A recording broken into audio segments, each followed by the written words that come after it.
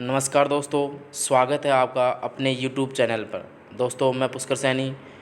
जैसा कि आपको पता है, चैनल के माध्यम से हम आपको ITI के जितने भी चैप्टर हैं उनको चैप्टर वाइज सॉल्यूशन करवा रहे हैं। आज का टॉपिक अपना बड़ा ही इम्पोर्टेंट है, जो कि CRO। ठीक है, CRO को करें, जितने भी क्वेश्चंस हैं इंपॉर्टेंट क्वेश्चन करेंगे। ऐसे क्वेश्चन सेलेक्ट करके लेके आऊँ दोस्तों आपके लिए, जो कि एग्ज़ाम के लिए बेहद ही इम्पोर्टेंट होते हैं। किसी भी प्रकार का आप एग्ज़ाम दे लो, चाहे वो ITI के सेमेस्टर एग्ज़ाम दे लो, चाहे वो कंपटीशन एग्ज़ाम दे लो, प्रीवियस ऐसे 20 इंपॉर्टेंट क्वेश्चन सेलेक्ट किए हैं। ठीक है दोस्तों, तो स्टार्ट करते हैं दोस्तों वीडियो को। चलो, क्वेश्चन नंबर फर्स्ट है दोस्तों, जैसा कि आपको स्क्रीन पर दिख रहा है। क्वेश्चन नंबर फर्स्ट की बात करते हैं। CRO, जैसे कि ऊपर मैंने दिखा रखा है CRO का पूरा नाम क्या होता है? Cathode ray oscilloscope. ठीक है दोस्तों, काफ़ी सारे एग्जामों में CRO का फुल फॉर्म भी पूछ लेता है। तो CRO का फुल फॉर्म क्या होता है? Cathode ray oscilloscope. क्लियर दोस्तों, ऑसिलोस्कोप भी बोलते हैं शॉर्ट में इसको। ठीक है, तो क्वेश्चंस करते हैं अपन। फर्स्ट क्वेश्चन करते हैं दोस्तों। क्वेश्चन नंबर फर्स्ट है, CRO में किसी भी वेव फॉर्म यानी कि तरंग रूप का ऊर्ध्वाधर मतलब वर्टिकल आयाम एम्पलीट्यूड की इंगित करता है। ठीक है, तो CRO में किसी भी वेव फॉर्म का ऊर्ध्वाधर आयाम इंगित करता है। CRO में जो वर्टिकल जो एम्पलीट्यूड जो वेव फॉर्म होता है वो क्या दर्शाता है? तो ऑप्शन ए में दे रखा है peak to peak value, option B में दे रखा है RMS वैल्यू, ऑप्शन सी में दे रखा है औसत वैल्यू, ऑप्शन डी में दे रखा है तात्कालिक वैल्यू। ठीक है दोस्तों, तो जो अपना CRO है उसमें जो वर्टिकल यानी कि ऊर्ध्वाधर जो आयाम होता है वो क्या दर्शाता है? Peak to peak value show करता है। ठीक है, इसका राइट आंसर क्या हो जाएगा? ऑप्शन ए हो जाएगा। दोस्तों, मैं आपकी जानकारी के लिए बता दूं, CRO जो होता है वो AC जो वोल्टेज होता है, सॉरी AC जो करंट होता है उसका तो कौन सा मान दर्शाता है? पीक टू पीक मान दर्शाता है। ठीक है, कौन सा मान दर्शाता है? पीक टू पीक मान दर्शाता है। लेकिन DC जो होता है, DC का कौन सा मान दर्शाता है? RMS मान दर्शाता है। ठीक है दोस्तों, फिलहाल अपने क्वेश्चन का आंसर क्या हो जाएगा? पीक टू पीक वैल्यू जाए। क्लियर दोस्तों, next question, question number second देखते हैं। क्वेश्चन नंबर दोस्तों सेकंड, एक CRO में निम्न में से कौन सा इलेक्ट्रॉन गन का भाग नहीं है? इलेक्ट्रॉन गन का भाग नहीं है दोस्तों। कैथोड, ऑप्शन ए में दे रखा है cathode, option B grid, option C में दे रखा है त्वरक एनोड, और ऑप्शन डी दे रखा है XY प्लेट। तो दोस्तों, CRO में जो इलेक्ट्रॉन गन होती है उसका कौन सा भाग नहीं हो? देखो दोस्तों, कैथोड भी होता है, ग्रिड भी होता है, त्वरक एनोड भी होता है, X और Y प्लेट नहीं होता है। तो ऑप्शन नहीं होता पूछा है, तो ऑप्शन क्या हो जाएगा? डी ऑप्शन इसका राइट आंसर हो जाएगा। क्लियर दोस्तों, तो क्वेश्चन नंबर जो सेकंड है उसका आंसर क्या हो जाएगा? क्वेश्चन नंबर डी हो जाएगा। Clear, next number question number third करते हैं दोस्तों। अच्छा क्वेश्चन है ये, वेरी वेरी इंपॉर्टेंट है। क्वेश्चन नंबर थर्ड, ठीक है दोस्तों, एक CRO है जिसमें 240 वोल्टेज क्या दे रखा है? RMS मान दे रखा है। AC वोल्टेज की उच्चतम मान पूछा है। क्लियर दोस्तों, बहुत ही आसान क्वेश्चन है और इंपॉर्टेंट क्वेश्चन है। देखो देखो क्या दे रखा है अपन को? RMS मान। RMS मान कितना दे रखा है दोस्तों? 240 वोल्ट दे रखा है। पूछा क्या है? VM उच्चतम वोल्टेज पूछा। तो अपन जानते हैं कि जो RMS मान होता है वो क्या होता है? RMS जो वैल्यू होती है उसका सूत्र क्या होता है? VM/m में क्या होता है? रूट होता है। क्लियर दोस्तों, इसी तरह से अब आगे देखो दोस्तों, अब अपन को निकालना क्या है? VM निकालना है, तो क्या हो जाएगा? RMS वैल्यू गुणा में क्या हो जाएगा? √2 हो जाएगा। और √2 का मान कितना होता है? 1.414 होता है ना। ठीक है दोस्तों, अब तो देखते हैं दोस्तों, तो VM बराबर क्या हो जाएगा? RMS मान कितना दे रखा है? 240 दे रखा है। √2 का मान कितना हो जाएगा? 1.414। जब इसको सोल्व करेंगे तो कितना आंसर आएगा? लगभग 339 पॉइंट कुछ आंसर इसका आंसर आएगा। तो दोस्तों ऑप्शन देखते हैं कौन सा है? ऑप्शन ए ही इसका राइट आंसर है, 339 वोल्ट। ठीक है दोस्तों, बहुत आसान क्वेश्चन है, कुछ नहीं करना था, अपन को याद रखना था कि जो RMS वैल्यू जो होती है वो क्या होता है? VM/√2 होता है। ठीक है, अब अपन को निकलवा क्या रहा है? VM उच्चतम वोल्टेज दे रहा है, मैक्सिमम वोल्टेज है, VM बराबर क्या हो जाएगा? RMS मान गुणा में √2 हो जाएगा। इससे अपन सोल्व कर सकते हैं। क्लियर हुआ दोस्तों? चलो नेक्स्ट क्वेश्चन है, क्वेश्चन नंबर फोर्थ।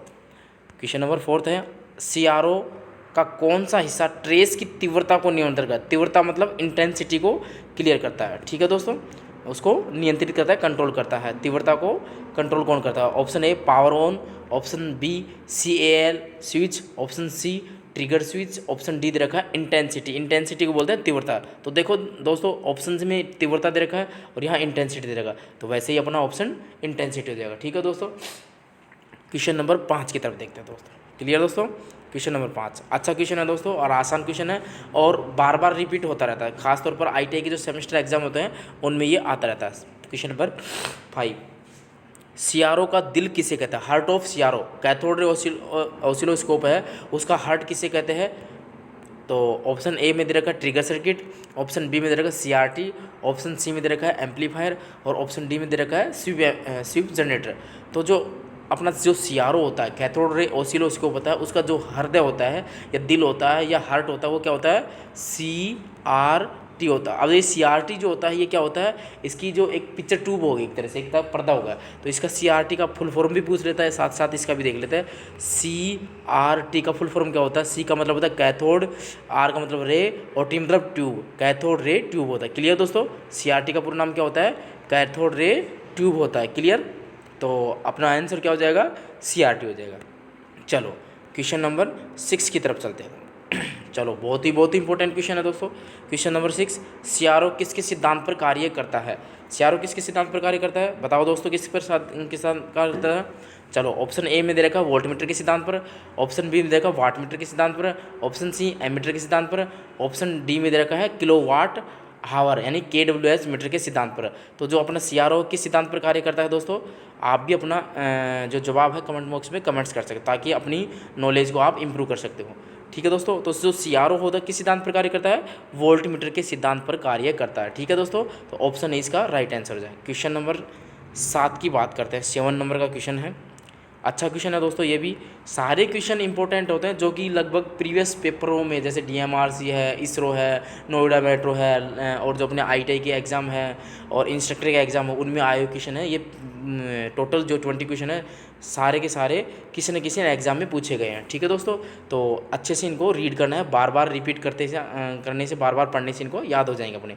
तो देखो क्वेश्चन नंबर 7 है, एक ऑसिलोस्कोप मतलब CRO है कि स्क्रीन पर किसकी पर चढ़ी होती है? जो ऑसिलोस्कोप होता है उसकी स्क्रीन जो होती है उस पर किसकी लेयर चढ़ी होती है? किसकी पर चढ़ी होती है? सोडियम की चढ़ी होती है, फास्फोरस की चढ़ी होती है, कैल्शियम की या जस्ते की चढ़ी? किसकी चढ़ी होती है भाई?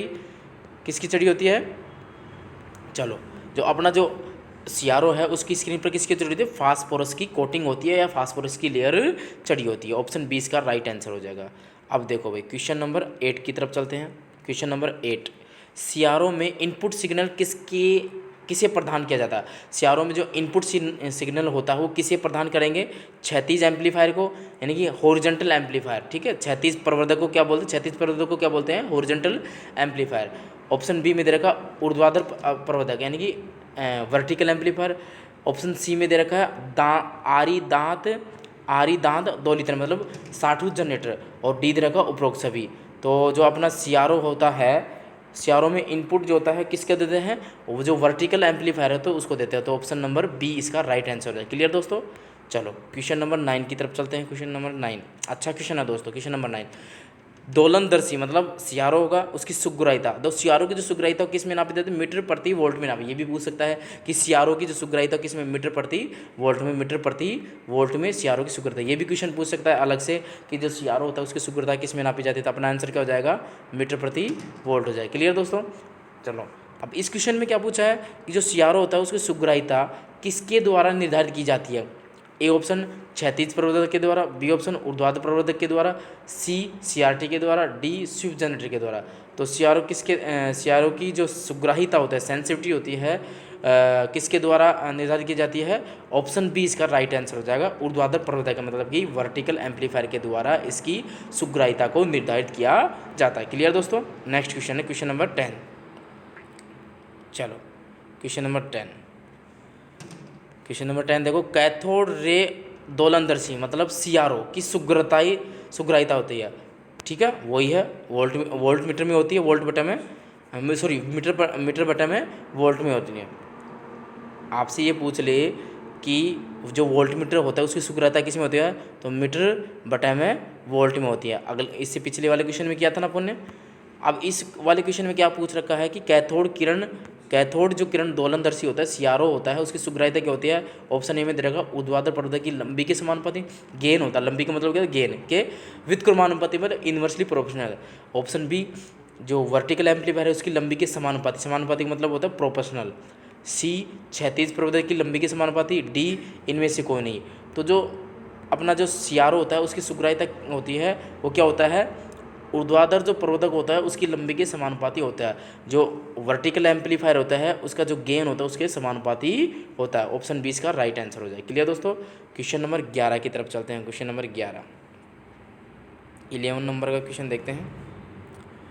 सीआरओ के स्वीप जनरेटर सिग्नल की वर्टिकल इनपुट सिग्नल के साथ तुल्यकाल के बलपूर्वक चलाया जाना चाहिए। ठीक है दोस्तों। क्वेश्चन को दोबारा रिपीट करता हूँ दोस्तों।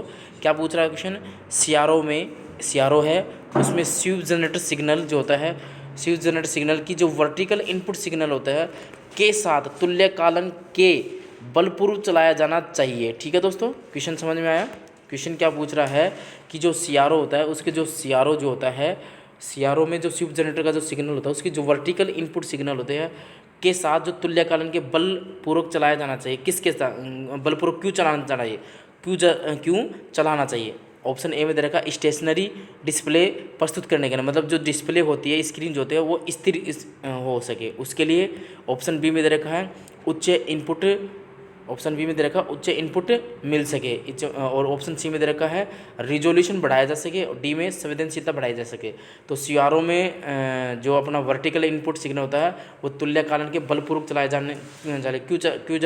जाना चाहिए ताकि अपन को जो डिस्प्ले जो होती है वो स्टेशनरी प्राप्त हो सके। तो इस क्वेश्चन का आंसर क्या हो जाएगा, ऑप्शन ए हो जाएगा, स्टेशनरी डिस्प्ले प्रस्तुत किया जा सके। ऑप्शन ए इसका राइट आंसर हो जाएगा। क्लियर दोस्तों। नेक्स्ट क्वेश्चन है क्वेश्चन नंबर 12। एक सीआरओ के आंतरिक ट्रिगर आईएनटी, आंतरिक इंटरनल जो ट्रिगर सेट होता है, तो जब सीआरओ जो होता है आईएनटी इन आंतरिक ट्रिगर सेट होता है तो क्या होता है। सीआरओ जो जब इंटरनल ट्रिगर होता है तो क्या होता है। ऑप्शन ए ट्रिगर सर्किट क्षैतिज प्रवर्धक का इनपुट देगा, बी ट्रिगर सर्किट ऊर्ध्वाधर प्रवर्धक से इनपुट प्राप्त करता है, सी क्या दे रखा, सी में ट्रिगर सर्किट ऊर्ध्वाधर प्रवर्धक को इनपुट देगा, डी दे रखा उपरोक्त सभी। तो जब सीआरओ में इंटरनल ट्रिगर सेट होता है तो क्या होता है, ये जो सी ऑप्शन इसका राइट हो जाएगा, ट्रिगर सर्किट ऊर्ध्वाधर प्रवर्धक जो होता है उसको इनपुट देगा। तो क्वेश्चन नंबर 12 का सी आंसर इसका राइट आंसर हो जाएगा इंटरनल सर्किट के दौरान। क्लियर दोस्तों। अब देखते हैं क्वेश्चन नंबर 13 की बात। 13 नंबर क्या है भाई, सीआरओ में परसस्वी या स्वीप जनरेटर, परसस्वी को ही क्या बोलते हैं, स्वीप जनरेटर बोलते हैं, खालिस्तान उत्पन्न करने के लिए किया जाता है। मतलब कि स्वीप जनरेटर का उपयोग किसके लिए प्रयोग किया जाता है, जो स्वीप जनरेटर होता है वो क्यों यूज किया जाता है। ऑप्शन ए इलेक्ट्रॉन किरणपुंज के क्षैतिज विक्षेप वर्ग के वर्गतंग के लिए, बी में दे रखा है इलेक्ट्रॉन किरणपुंज के ऊर्ध्वाधर विक्षेप हेतु आरादंती के लिए, ऑप्शन सी में ए और बी दोनों दे रखा है, डी दे रखा है इनमें से कोई नहीं। तो देखो दोस्तों, स्वीप जो जनरेटर होता है सीआरओ में जो स्वीप जनरेटर होता है क्या उत्पन्न करने के लिए यूज होता है, इलेक्ट्रॉन जो किरणपुंज के ऊर्ध्वाधर विक्षेप के जो आरादंती का मतलब क्या होता है, साठूत वेव होता है। ठीक है दोस्तों। ऑप्शन बी इसका राइट आंसर हो जाएगा। इलेक्ट्रॉन किरणपुंज मतलब कि जो रेडिएशन की जो पुंज होती है, जो जिसे अपन प्रदीप्ति पुंज इस तरह होता है उसी तरह से किरणपुंज के होता है। तो इलेक्ट्रॉन किरणपुंज के जो वर्टिकल विक्षेप के साठूत तरंग के लिए होता है। तो ऑप्शन बी इसका राइट आंसर हो जाएगा स्वीप जनरेटर के लिए। ठीक है दोस्तों। नेक्स्ट है 14 नंबर का क्वेश्चन। ये अच्छा क्वेश्चन है दोस्तों। क्वेश्चन नंबर 14 आ सकता है आपके आगामी जो सेमेस्टर एग्जाम है उसमें पूछ सकता है। सीआरओ का जो इनपुट इम्पीडेंस कितना होता है। इनपुट इम्पीडेंस का मतलब होता है प्रतिबाधा। इम्पीडेंस का मतलब क्या होता है, प्रतिबाधा होता है। ठीक है। प्रतिबाधा को ही इंग्लिश में क्या कहते हैं, इम्पीडेंस। प्रतिबाधा को जेड से दर्शाते हैं और इसका मात्रा क्या होता है, ओम होता है। क्या होता है, ओम होता है। ठीक है। तो चलो अब क्वेश्चन की तरफ चलते हैं। क्वेश्चन में क्या पूछा, 14 नंबर के क्वेश्चन में क्या पूछा भाई, सीआरओ का इनपुट इम्पोर्टेंस कितना होता है बताओ भाई। 100 ओम होता है या 0 होता है या 1 मेगा ओम होता है, एम का मतलब मेगा, या 10 ओम होता है। तो सीआरओ में इनपुट इम्पोर्टेंस जो होता है ये एक तरह से मेगर की तरह ही काम करता है। तो इसका जो इनपुट इम्पोर्टेंस क्या होता है, 1 मेगा ओम होता है। ठीक है। सी ऑप्शन इंपॉर्टेंट लगा लेना इसको, इंपॉर्टेंट क्वेश्चन है, 14 नंबर का इंपॉर्टेंट है, बार बार रिपीट होता है ये क्वेश्चन। चलो नेक्स्ट क्वेश्चन है क्वेश्चन नंबर 15 नंबर का क्वेश्चन। सीआरओ में टाइम बेस्ड सिग्नल, जो टाइम बेस्ड सिग्नल होती है वो क्या होती है, सीआरओ में टाइम बेस्ड सिग्नल क्या होती है भाई? ए ऑप्शन उच्च आवृत्ति की साठु तरंग, बी वर्गाकार तरंग, सी एक आयताकार तरंग, डी उपरोक्त सभी। तो 15 नंबर में क्या आ जाएगा, जो टाइम बेस्ड सिग्नल होते हुए क्या होती है, एक साठुत हाई फ्रीक्वेंसी की क्या होती है, साठुत तरंग होती है, ठीक है। तो 15 नंबर में क्या आ जाएगा, ए ऑप्शन इसका राइट आंसर हो जाएगा। अब बात करते हैं क्वेश्चन नंबर 16 की।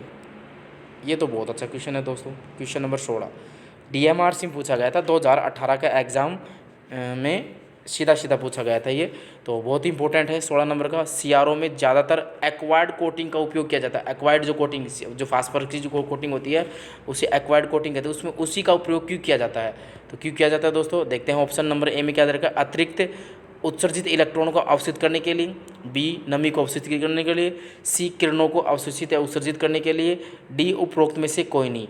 तो सीआरओ में जो एक्वायर्ड ज़्यादातर अधिकांशतः एक्वायर्ड कोटिंग किसके लिए किया जाता है, अतिरिक्त जो उत्सर्जित इलेक्ट्रॉन होते हैं उसको अवशोषित करने के लिए। ए ऑप्शन इसका राइट है, अतिरिक्त उत्सर्जित इलेक्ट्रॉनों को अवशोषित करने के लिए, ठीक है दोस्तों। तो क्वेश्चन नंबर 16 का आंसर क्या हो जाएगा, ए। चलो क्वेश्चन नंबर 17 की तरफ चलते हैं। क्वेश्चन नंबर 17, चलो क्या पूछा क्वेश्चन नंबर 17 में, सीआरओ में ट्रिगर लेवल नोब का कार्य क्या होता है? सीआरओ जो होता है उसमें जो ट्रिगर लेवल नोब, ट्रिगरिंग जो नोब होती है उसका कार्य क्या होता है? क्या होता है भाई? ऑप्शन ए में दे रहेगा, चुने गए चैनल के क्षेत्र में स्थिर प्रदर्शन प्राप्त करने के लिए आवश्यक इनपुट सिग्नल के स्तर को बदलना, बी में टाइम बेस को स्वीप करना, स्वीप गति को बदलना, सी दे रखा ट्रेस की तीव्रता को नियंत्रित करना, डी दे रखा टाइम बेस की अवधि को बदलना। तो बताओ दोस्तों, आप इसका आंसर कमेंट बॉक्स में कमेंट्स कर सकते हो दोस्तों। तो जो सीआरओ में जो ट्रिगर लेवल नोब होती है उसका कार्य क्या है, चुने गए जो क्षेत्र होता है, फील्ड होता है, उसके क्षेत्र में स्थिर प्रदर्शन प्राप्त करने के लिए आवश्यक इनपुट सिग्नल की स्तर को बदलना होता है। ए ऑप्शन इसका राइट आंसर हो जाएगा। क्लियर दोस्तों, आगे देखते हैं क्वेश्चन नंबर 18। ये भी अच्छा क्वेश्चन है, ये आया था नोएडा मेट्रो में भी आया था, दिल्ली मेट्रो में आया हुआ क्वेश्चन, दोनों में आया पूछा है। सीआरओ का प्रयोग किस लिए करते हैं? देखो, ए ऑप्शन विद्युत चुंबक फोक्सन के लिए, बी ऑप्शन दे रखा स्थिर विद्युत फोक्सन के लिए, सी दे रखा ए में तो दोबारा रिपीट करते हैं इसको। जो सीआरओ का उपयोग किसके लिए किया जाता है? ए ऑप्शन विद्युत चुंबक फोक्सन के लिए, बी स्थिर विद्युत फोक्सन के लिए, सी दे रखा दोनों फोक्सन तकनीकी के लिए, या डी दे रखा इनमें से कोई नहीं। तो सीआरओ का उपयोग किसके लिए किया जाता है भाई? स्थिर विद्युत फोक्सन के लिए भी किया जाता है और विद्युत चुंबकन फोक्सन के लिए, दोनों ए और बी दोनों ही के लिए, स्थिर विद्युत फोक्सन के लिए और विद्युत चुंबकन फोक्सन दोनों के लिए सीआरओ का प्रयोग करते हैं। ठीक है दोस्तों, नेक्स्ट क्वेश्चन है क्वेश्चन नंबर 19। सीआरओ में वाई एक्स को दर्शाता है। वाई एक्स का मतलब क्या होगा दोस्तों? अपन ऐसे ग्राफ शो करते हैं, ग्राफ इस तरह से ये तो अपना एक्स होता है और ये अपना वाई होता है। जो वाई वाला जो होता है वो क्या दर्शाता है, तो बताइए दोस्तों। ऑप्शन नंबर ए में दे रखा फ्रीक्वेंसी मतलब आवर्ती को दर्शाता है, ऑप्शन बी में दे रखा वोल्टेज, सी में दे रखा टाइम और डी में दे रखा रेजिस्टेंस प्रतिरोध। ठीक है, किसको दर्शाता है वाई एक्सिस? तो सीआरओ में जो वाई एक्सिस किसको दर्शाता है? वोल्टेज को दर्शाता है। क्लियर दोस्तों, बी ऑप्शन इसका राइट आंसर हो जाएगा। तो आज की वीडियो का लास्ट क्वेश्चन है क्वेश्चन नंबर 20। क्वेश्चन नंबर 20 में क्या दे रखा है दोस्तों? सीआरओ में टाइम बेस वेव फॉर्म किसके द्वारा उत्पन्न किया जाता है? जो सीआरओ में जो टाइम बेस समय आधार जो तरंग होती है वो किसके द्वारा उत्पन्न की जाती है? ठीक है दोस्तों, तो ऑप्शन ए दे रखा एलईडी, बी दे रखा फोटोडायोड, सी दे रखा क्रिस्टल क्लॉक, रैम सर्किट दे रखा। ठीक है, डी में रैम सर्किट दे रखा। तो टाइम बेस के लिए कौन सा करेंगे अपन? देखो, एलईडी का पूरा नाम क्या होता है ये भी पूछ रहे थे।